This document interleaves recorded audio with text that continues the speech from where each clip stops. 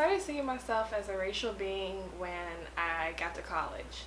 So I really never really viewed myself just solely on race, like in grades K through 12, because I always went to predominantly white schools. In chapter 6 of the school segregation book, I realized my dad had more of that insight that was mentioned in chapter 6. He realized that what schools me and my sisters went to mattered based on the people that went there. So that's why we lived in majority white communities, because the schools were better there. So it's just who we went to school with was very important to my dad. So majority of the time I only hung out with white students, and I never really just set myself aside and thought of myself as a black girl in America.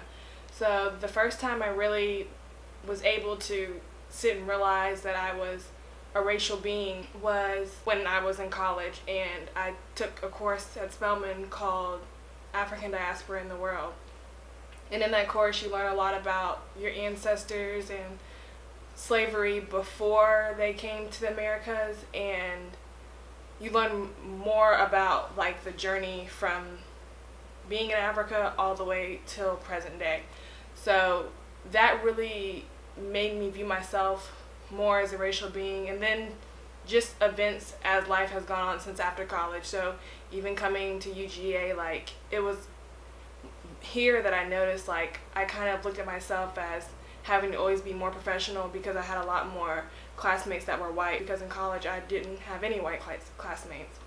I just caught myself having to feel like I had to be more professional, or I felt like I maybe wasn't as smart as my classmates, or I didn't know as much as them, because I felt like maybe my education wasn't as valuable as theirs, because a lot of them came from UGA or they came from like well-known state universities. So I would have to say that after college and just living life after college is where I realized that I was a racial being in America. The experiences that have shaped my racial awareness, I would say, of course, like I mentioned, is taking EDAP.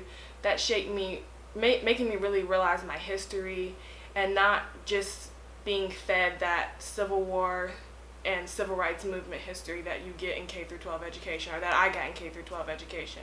I never really got the full story of like all the trials and tribulations that we went through from Africa all the way until present day, and how some of the things are kind of like redeveloping. Studying my experiences affect me as a researcher. Think back to chapter 15 in the Simple Justices book, where it says segregation in education can never be eradicated if there is no equality, which is what my focus is on. Like, I'm really passionate about finding equality for all children in education, so no matter if you're black or white.